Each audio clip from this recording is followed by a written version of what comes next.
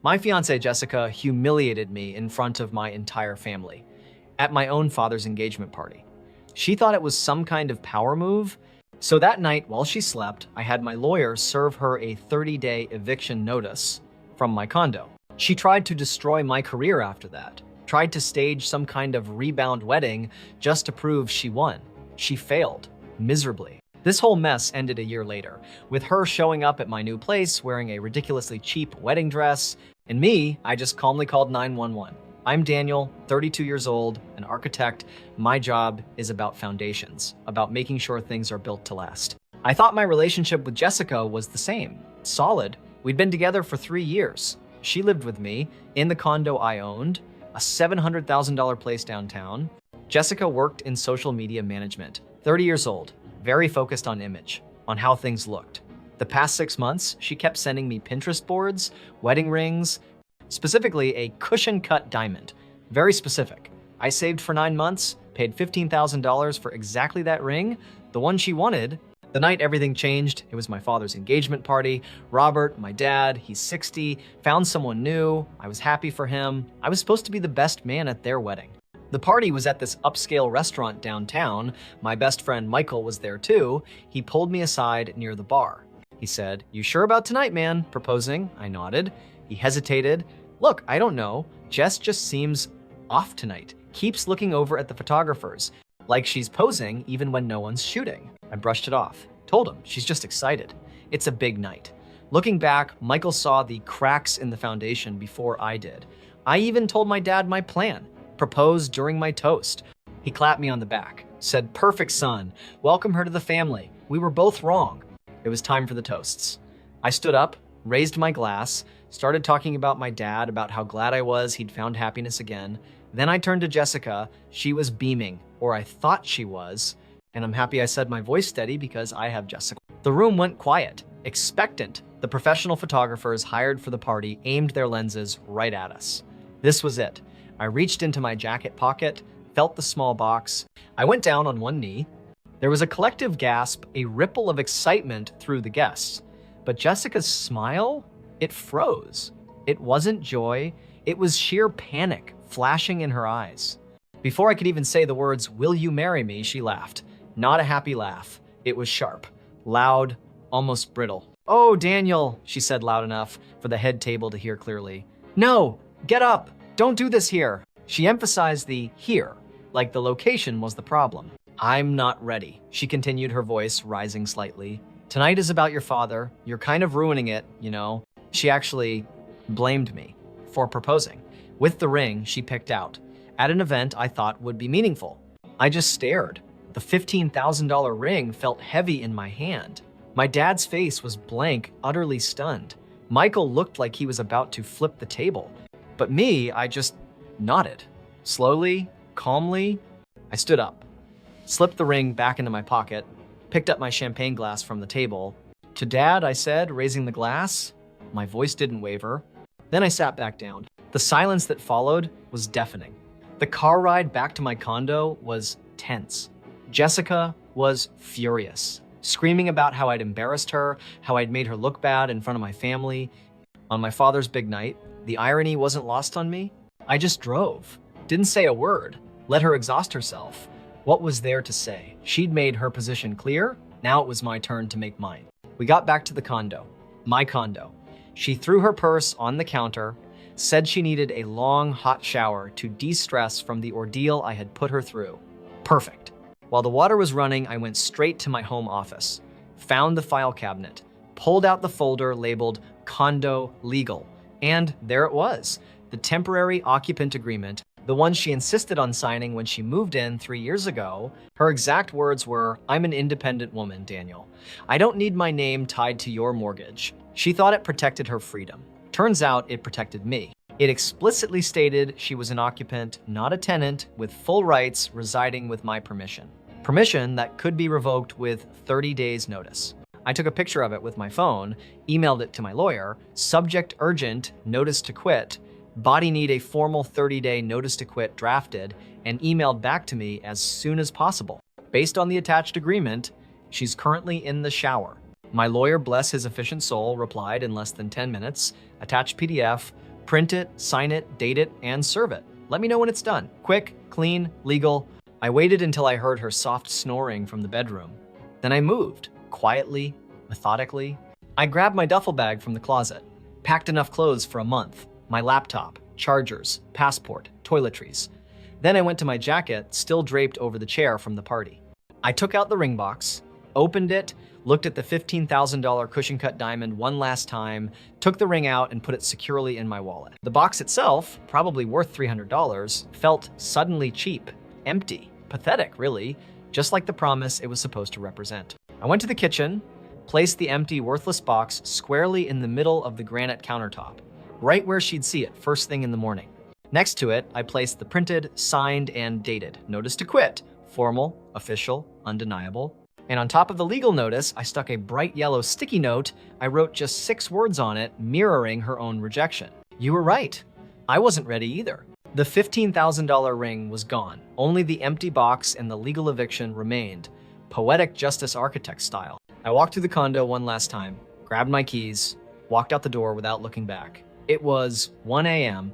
I drove to Michael's place across town. He opened the door, took one look at the duffel bag in my hand, and just nodded. Didn't even need to ask. Need the couch, he said. Yeah, I replied, stepping inside. For 30 days. The 8 a.m. phone calls started like clockwork. 40 missed calls by noon, then the texts flooded in, a constant barrage. At first, it was manipulation. Daniel, you're overreacting. Let's just talk. Then came the panic. This isn't legal. You can't just kick me out like this. Followed quickly by the attack. You're a heartless narcissist. After everything I did for you, everything she did for me. Right. I didn't reply. Not a single word. What was the point arguing with Jessica was like trying to nail Jell-O to a wall. Pointless and messy, I just opened my phone settings, found her contact, muted notifications, silence. It felt good. A week went by, blissful silence. Then I got a call. From human resources at my architecture firm. My stomach dropped for a second. What now? The HR manager, Brenda, sounded uncomfortable. Daniel, we received a call yesterday from someone identifying as your ex-fiance. Jessica, I leaned back in my chair, said calmly, okay, and while Brenda continued clearing her throat, she made some allegations, said you were emotionally unstable and prone to controlling behavior. She claimed she was worried about your conduct here at the office and wanted to warn them about me, the guy who triple checks beam load calculations. I almost laughed. You're kidding, right? Wish I was, Brenda sighed. Look, it's obviously personal drama spilling over, but protocol says I have to document it and ask you about it. Understood, I said. No panic, no yelling, just facts. Brenda, would you mind if I forwarded you a couple of email chains? One where Jessica demanded I buy her a Peloton bike because her friend got one, and another thread with about 50 text messages where she screamed at me in all caps because I was 5 minutes late picking her up for dinner. Brenda was quiet for a moment, then she said, please do. I forwarded the emails and screenshots right then and there. Subject line context regarding Jessica's concerns. 15 minutes later, Brenda replied, just 2 words, understood, consider this matter closed. We've blocked her number from the company directory. Validation number 1, the system worked. Facts beat fiction. Walking out of the office that evening, I wasn't even angry anymore, just tired. It was then I realized I was paying the good guy penalty. That's the tax you pay for being stable when dealing with someone chaotic. It's that period where your logical brain really struggles to accept that someone else's chaos isn't a misunderstanding you can fix.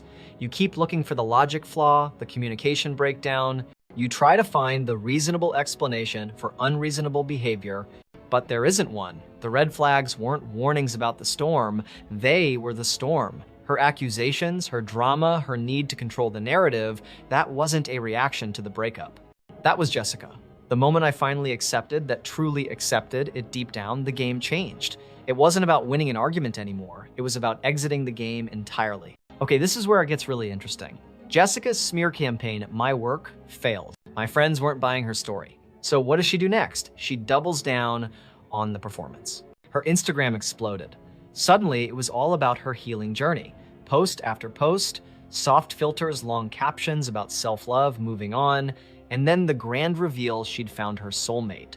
Some guy named Justin she apparently met at a marketing conference a few weeks after I kicked her out. They were everywhere. Couple selfies, tagging mutual friends, captions dripping with passive aggression. Stuff like, so grateful, the universe removed toxic energy to make space for real love. Translation, look Daniel, I'm winning.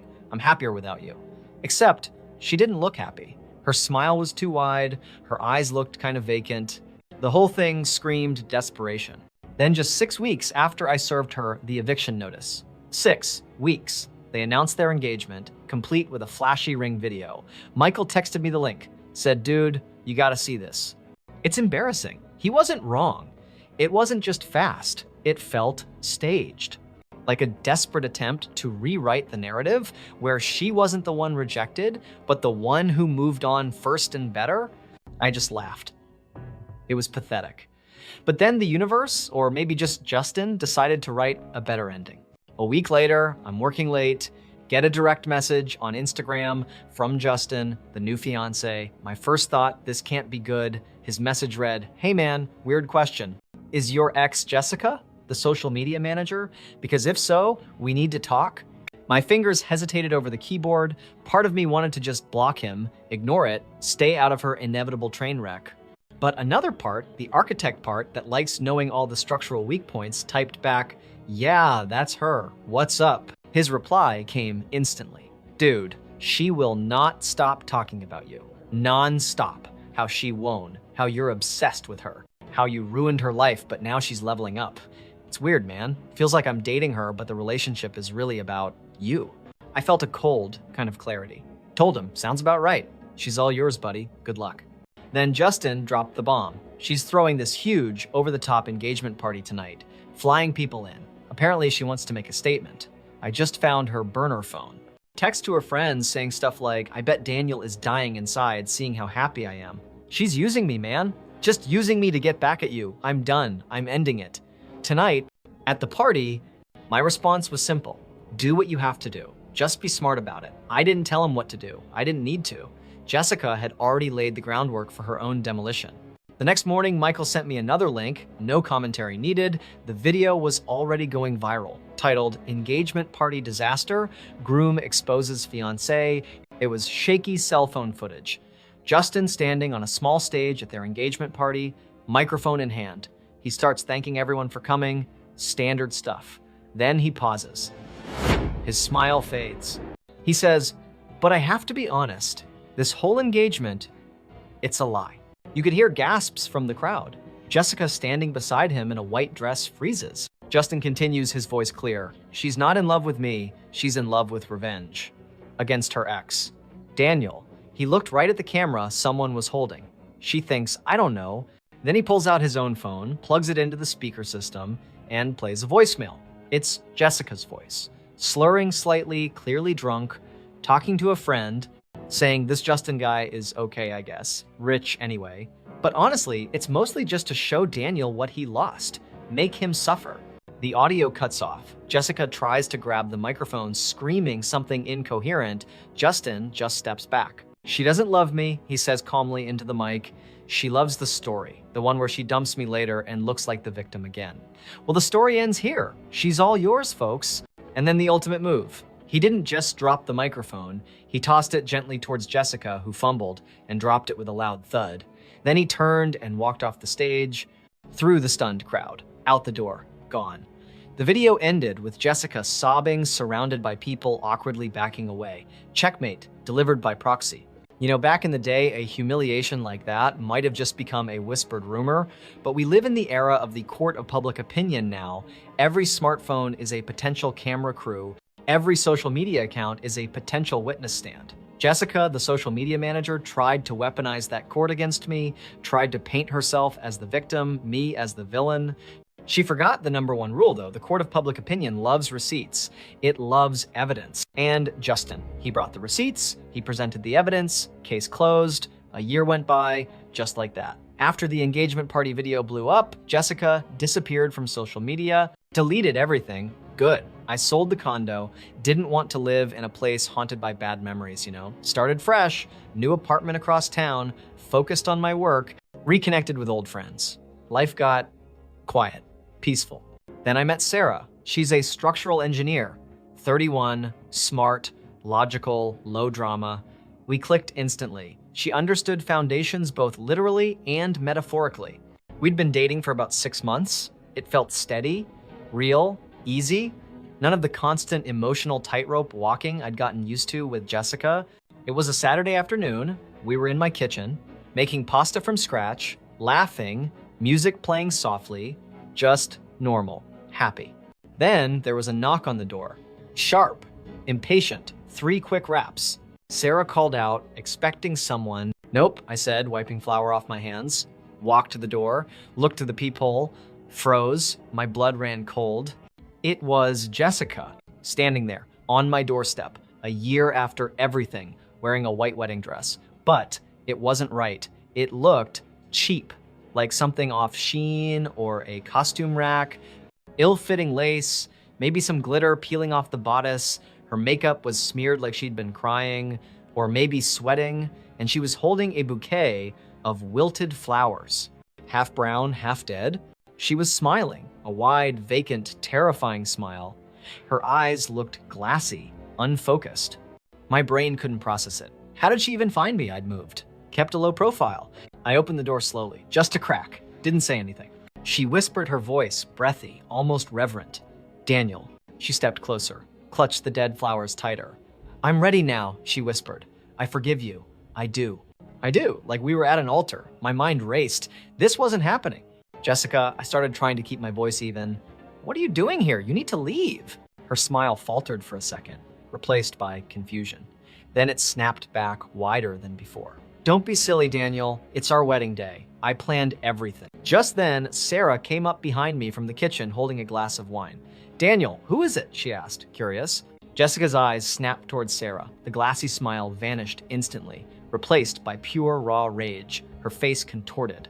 Who the hell is that? She shrieked, her voice cracking. Before I could react, she pointed a trembling finger at Sarah. Who is that? Slut, you're ruining our wedding. She dropped the dead bouquet, lunged past me into the apartment, grabbing at Sarah. I stepped between them immediately, put my hands firmly on Jessica's shoulders, held her back. Jessica, stop it. Now, she struggled against me, screaming nonsense. She's trying to steal you. It's supposed to be me. I said yes. I got the dress. Sarah backed away, eyes wide with shock and fear. I wasn't angry. I wasn't sad. I was just done. This wasn't drama anymore. This was dangerous. Keeping one hand firmly on Jessica's arm, I reached into my pocket with the other, pulled out my phone, unlocked it, dialed 3 numbers, 911. Jessica saw me do it. Her screaming turned into hysterical sobbing. No, Daniel, don't. You can't call the police on your wife. You're not my wife, Jessica, I said flatly, holding the phone to my ear. A calm voice answered. 911, what's your emergency? My voice was steady, almost robotic. Yes, I have an intruder at my residence. Address is 123 Main Street Apartment 4B. It's my ex-fiancée. She's wearing a wedding dress. She appears to be having a severe mental breakdown and just attempted to assault my current girlfriend. Jessica collapsed onto the floor, wailing. Tell them we're getting married. Tell them she's lying. I ignored her, gave the dispatcher my name and number, stayed on the line until I heard the sirens approaching. The police arrived quickly. 2 officers, calm, professional. They took one look at Jessica sobbing on the floor in her cheap dress, the dead flowers scattered around her, Sarah standing, shaken by the counter, and me still holding my phone. They understood immediately. They helped Jessica up, spoke to her gently. Ma'am, you need to come with us. She kept pleading. But it's my wedding day, Daniel told them. They escorted her out, said something about a mandatory 72-hour psychiatric hold. I didn't watch them put her in the car. I just closed the door, locked it, turned around. The apartment felt silent again, except for the lingering echo of her screams. Sarah just stared at me. Finally, she let out a shaky breath. So, that was Jessica. I nodded slowly. Yeah, that was her. People sometimes ask me if I feel bad about how things ended. If maybe I should have been kinder, tried to help her more. But here's the thing, my job wasn't to fix Jessica. My job was to protect my own foundation, my own peace. We often judge decisions by their outcomes. Did I end up successful? Did she end up miserable? It feeds into this idea that revenge needs to be sweet, that the other person suffering is the ultimate victory. But what if it isn't? What if the real victory happened long before that final sad scene? The true value wasn't in her downfall. It was in the moment I chose my self-respect over her chaos. The moment I walked away from that engagement party. The moment I served that eviction notice. The moment I decided to build a boundary she couldn't cross. Success isn't measured by her failure or even by my later happiness with Sarah, as wonderful as that is. It's measured by the peace you reclaim. That act of choosing yourself, defending your own dignity, that is the win. Everything else, it's just noise. The real victory was decided the moment I refused to play her game anymore. Ken 3, Nyom Revenger Jam Tue Chen. You see, some people get so obsessed with winning the breakup, so fixated on controlling the narrative, that they end up losing their grip on reality itself. My revenge wasn't the 30-day eviction notice I served. That was just a legal necessity. My real revenge was closing that door after the police took her away, pause, 2 seconds, and going back to my dinner. Have you ever had to make a difficult choice, a final move, just to protect your own peace? What was that moment for you? Let me know down in the comments. And if you appreciate calm strategic thinking, hit that subscribe button. We've got more games to analyze.